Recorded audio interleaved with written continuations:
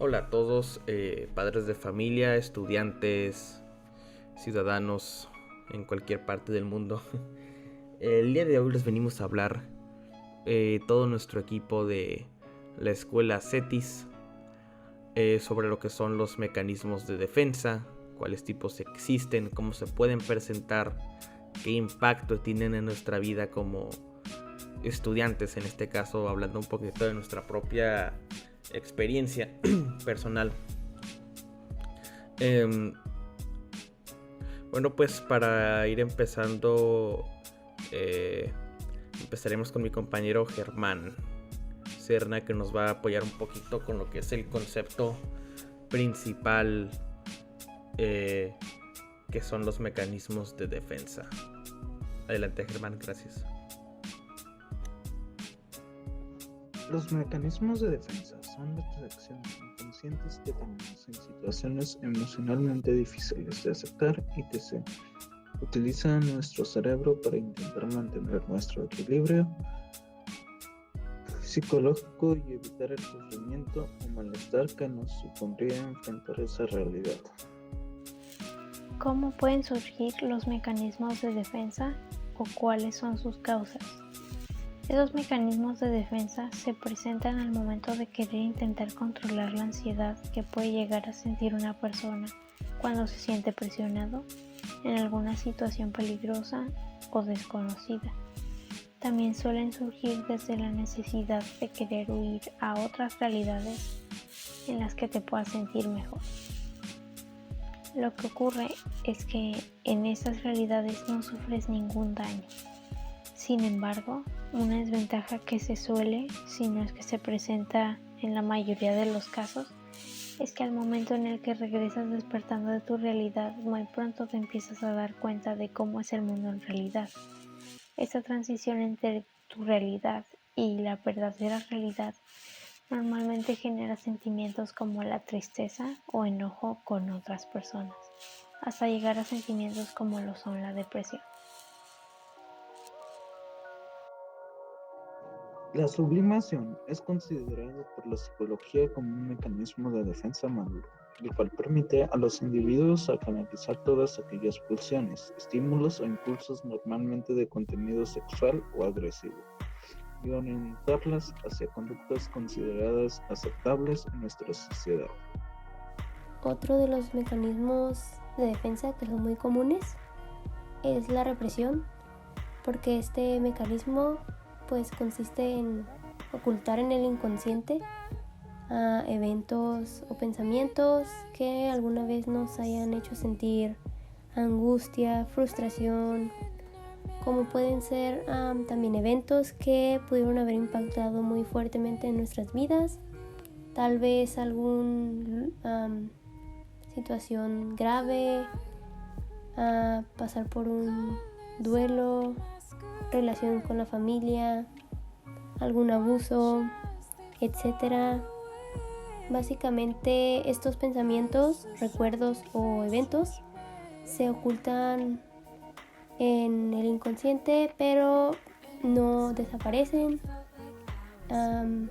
solamente pues se reprimen, como el nombre lo dice, y esto pues tiene la finalidad de que la persona se sienta protegida, sienta que esos eventos ya no le hacen daño, hace como si no existieran, y por ello es que la persona siente esa protección, porque siente que ya no hay dolor, se fue el evento traumático.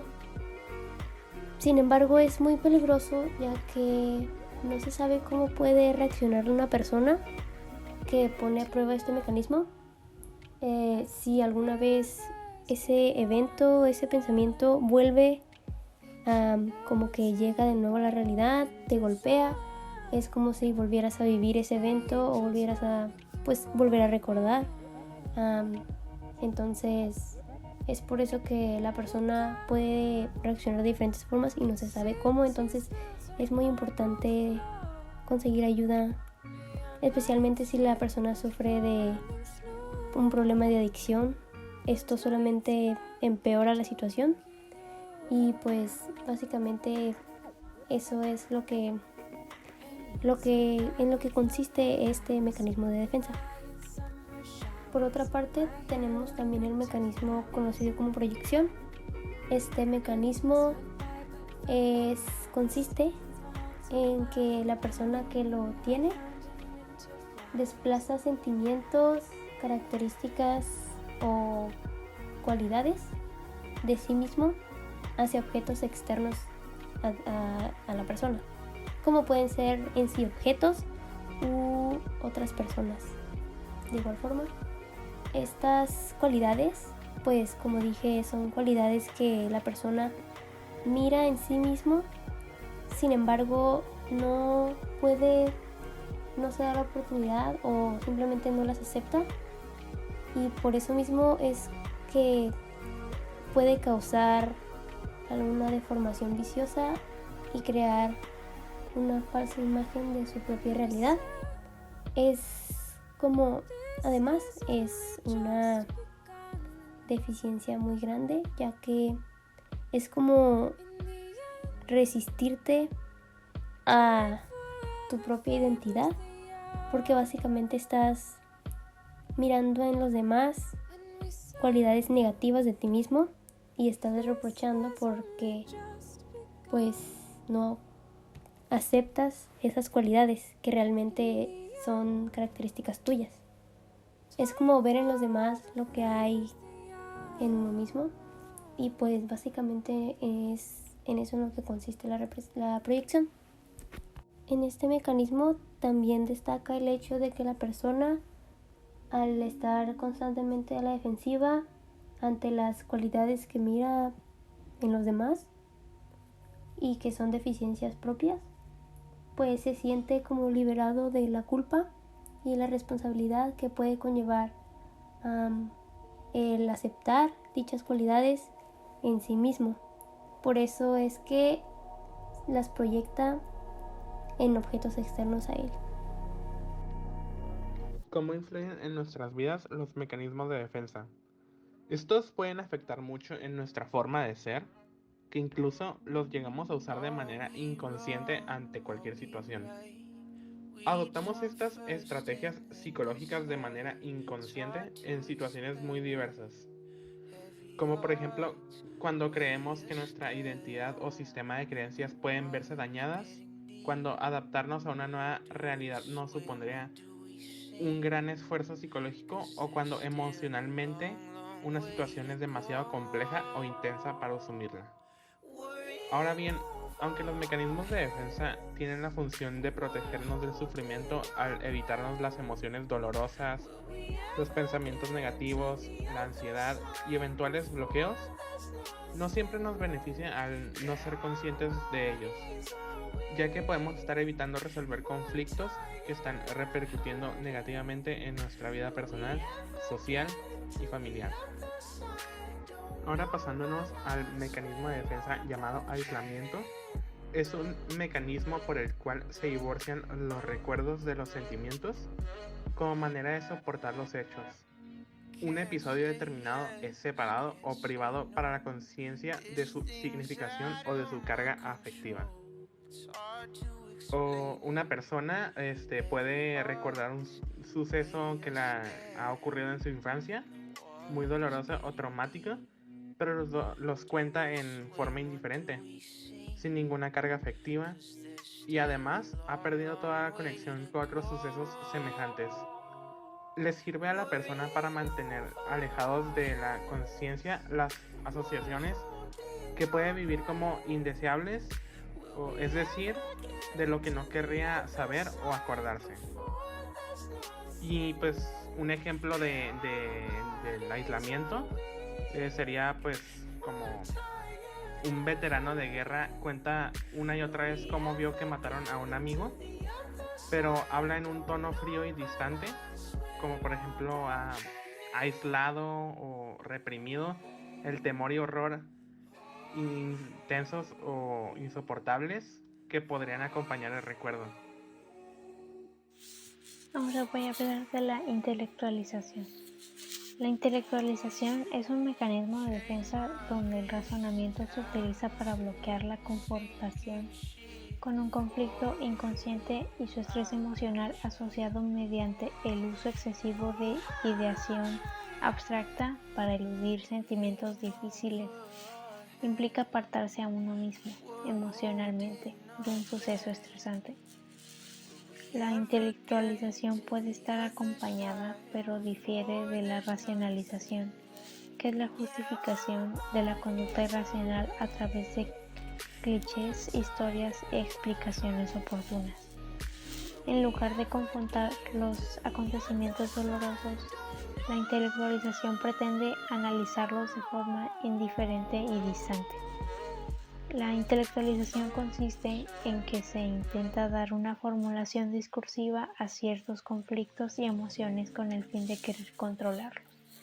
Por lo general lo podemos ver expresado en que ocurre un aislamiento emocional que normalmente se enlaza con un acontecimiento doloroso y se formula una explicación racional que parece despojar al acontecimiento de su importancia personal y de su sentido desagradable.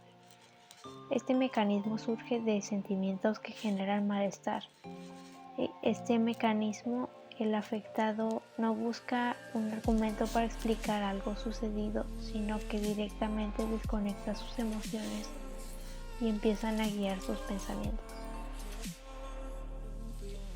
El siguiente, que la verdad es bastante común, más en el país en el que vivimos, es el del desplazamiento. Como su nombre lo indica, este mecanismo se basa en desplazar alguna obligación o actividad que tenemos que cumplir, simplemente que no la queremos hacer en el momento. Bueno, otro de los mecanismos de defensa más comunes es el de la negación, que es cuando solemos mentir o solemos simplemente no aceptar, como su nombre lo indica, alguna situación o alguna verdad que nos traiga algún problema, pero lamentablemente el estarlo ocultando, el estar echando alguna mentira para tratar de evitarlo, negarlo, quizá nos pueda traer alguna consecuencia mayor que la que queremos evitar. Ahora, ya habiendo hablado mis compañeros de algunos de estos mecanismos, digo, porque en realidad hay muchísimos, pero en este caso solo estamos incluyendo algunos de los más importantes o más comunes que se presentan en nosotros. Voy a hablar de dos muy particulares, a mi parecer, que pueden llegar a ser bastante comunes en las personas. De hecho, algunos de estos los vemos muchos en películas, sobre todo por lo que los hace más fácil de relacionar, pero al mismo tiempo son un poquito complejos o en ocasiones pueden ser difíciles de identificar, a mi propio parecer. Yo, al relacionarlo con cosas que me han sucedido, ocasiones donde yo mismo lo he presentado y demás. Bueno, pues en este caso empezaremos con lo que es la racionalización, que por definición es un mecanismo que se da en el sujeto que está siendo afectado por esta situación desfavorable o por este conflicto que se le está presentando en general. Por lo cual inventa excusas cuando esta situación se le sale de control o una situación no sale como él fue planeando, deformando la realidad de los sucesos que le suceden a su alrededor, dando argumentos que lo beneficien a sí mismo, que normalmente harían lógica, que hacen lógica para empezar, que tienen cierta veracidad, aunque obviamente mezclándolo con otras cosas que en realidad pueden no ser ciertas, que lo levanten de la situación donde se encuentra, para protegerse a sí mismo de estas ideas o pensamientos que pongan en peligro su propio autoestima o su propio orgullo en la mayoría de los casos. Un personaje con el que, a mi consideración, se le puede relacionar muy fácilmente con este personaje es a Iron Man de los cómics o películas de Marvel, que en este caso se puede observar en muchas películas, como por ejemplo las de Avengers o sus propias sagas, ¿no?, de Iron Man. En este caso voy a ponerles un ejemplo de la primera película de Avengers, que como ya mencioné anteriormente, que estaba a punto de mencionar, este personaje es alguien que es pintado con mucho intelecto, que tiene muchas capacidades mentales para ser un ingeniero, desarrollar programas, crear sus armaduras, porque fue el que se encargó de diseñarlas en primer lugar. Pues realmente resolver sus propios problemas que se le presentan. En este caso, pues también, aparte de tener estas capacidades, de tener estas virtudes, también tiene dos problemas muy graves que lo hacen ser un individuo de su equipo que puede causar problemas sociales dentro de este círculo, que es una persona egoísta y es una persona bastante engreída o creída también. Y en este caso vamos a utilizar como ejemplo esta escena de la película que ya mencioné, donde se encuentra reunido el equipo platicando, que se empiezan a desesperar porque no encuentran qué hacer para resolver el problema que se les presenta. Y empiezan a discutir entre sí. Y cuando empiezan a discutir con Tony Stark, en este caso, el Capitán América o Steve Rogers, también conocido, le empieza a mencionar varias cosas, como de que él sin su armadura no es nada, depende de sus tecnologías para poder aportar algo al equipo. En general, lastimar su orgullo, y su autoestima, que en este caso es una de las cosas que hacen que se presente este método de defensa, este mecanismo de defensa. Por lo cual se empieza a defender a sí mismo con mencionando: yo soy un filántropo, soy un millonario, soy un playboy, soy un mujeriego y demás, ¿no? Haciendo lo posible, lo imposible por mejorar su apariencia que tiene él sobre sí mismo y la apariencia que tiene él frente a los demás. Bueno, pues terminando con ya empezaremos ahora con otro mecanismo de defensa también bastante extraño, pero también bastante común, que en este caso va a ser la identificación, el cual es un mecanismo de defensa que es considerado ambivalente por excelencia, es decir, que presenta dos caras muy distintas e incluso contradictorias entre sí, que en este caso se da cuando a una persona se le presenta un personaje superior, o que esta persona piensa que es superior, sobre todo, a sí mismo, ya sea en fuerza, inteligencia, su propia capacidad para resolver los problemas. Por lo que al ser intimidado por esta persona, lo toma como un modelo a seguir, debido a que si no lo hace, la única opción que a le queda al final es enfrentar a este personaje, cosa que en ambas elecciones nos puede dar resultados desfavorables o no los que uno desea. Ahora lo voy a relacionar un poquito con una situación que se da más en la vida real, no tanto ya de algo ficticio, aunque obviamente se ve también mucho en la tele. Este mismo ejemplo, que en este caso, según Sigmund Freud, que fue quien puso primero esta analogía o este ejemplo, sobre todo al dar la explicación de qué era este mecanismo, es que se presenta mucho con los niños y sus padres, ya que los niños, al ser pequeños, ven como pasar tiempo con su madre como una de las actividades más importantes en su rutina, y en ocasiones ven al papá como un estorbo a la hora de querer tener esta actividad, pues que es convivir con su mamá. Por lo que ellos, al ser pequeños y al compararse, entienden que en cierta forma no son tan fuertes como su padre, o no son tan grandes, no son mayores y demás, ¿no? Pues lo que puede llegar a pensar un niño.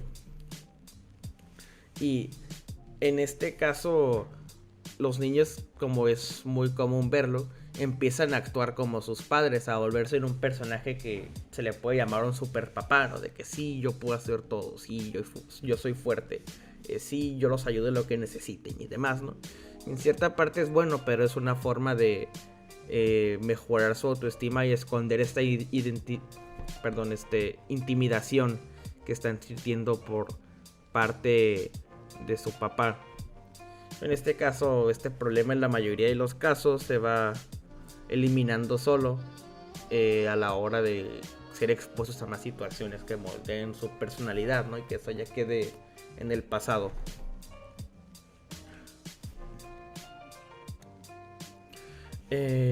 Bueno, ya habiendo dicho lo que son los mecanismos de defensa, mencionar algunos de estos tipos y poner un poquito de ejemplos, me gustaría mencionar un par de cosas que llegamos a como una conclusión por parte de nosotros como equipo, que en este caso sería que a la hora de estar haciendo nuestra investigación e interactuar con otras personas, ya que tuvimos que exponer sobre este tema en un CECIT, que es una escuela un poquito lejos, pero nos la pasamos bien, fue una buena experiencia. Bueno, pero eso no viene al caso ahorita.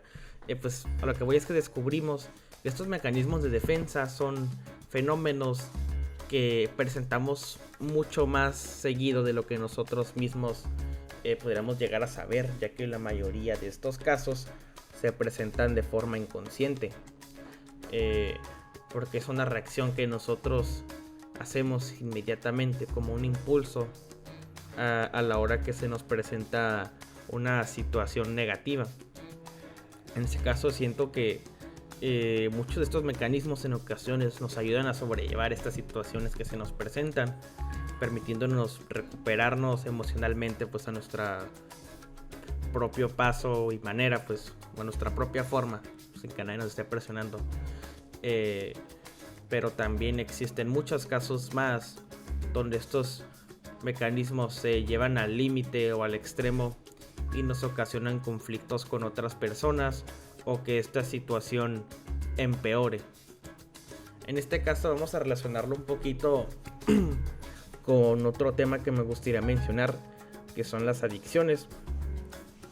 Que en este caso las adicciones, pues como bien se sabe, es cuando una persona muestra dependencia por parte de ya sea una sustancia, que en la mayoría de los casos puede no ser legal, como bien se sabe, o también simplemente a otras cosas que hayan arruinado su sistema de recompensa que ellos tienen, hablando de psicología. Como también hay muchas personas que son adictas a los juegos de azar, son adictas a estar en su teléfono, pueden ser adictas a lo que sea, al ser expuestas por mucho tiempo a estas actividades que les empiecen a agarrar unas ganas que no son lógicas, o sea, no hacen sentido para realizar estas actividades. En este caso muchas personas utilizan estos mecanismos de defensa para justificar este uso de fármacos de forma inadecuada o la realización de estas actividades de forma excesiva, y cuando en realidad no hay justificación para esto, pues aunque te haya sucedido algo malo, hay muchas otras formas de resolverlo. O pues también se victimizan cuando en realidad son los que iniciaron un conflicto o se presentaron en esa situación. Esta última es una de las varias razones por las que debemos comprender a profundidad cómo funcionan estos mecanismos, cómo podemos identificarlos, ya que esto nos puede ayudar a nosotros y a los demás para poder ayudar a otras personas que se encuentran en este tipo de situaciones desfavorables, y sobre todo nosotros como individuos, como parte de una comunidad que convive junto con otras personas diariamente, saber pedir ayuda para no caer en este tipo de situaciones negativas que puedan afectarlos en ocasiones de maneras irreparables. Bueno, esto es todo por nuestra parte. Espero que les haya sido útil esta información. Bueno, pues gracias por todo. Fue un gusto tomarnos un poquito de nuestro tiempo para hablarles sobre el tema. Tengan un excelente día. Gracias.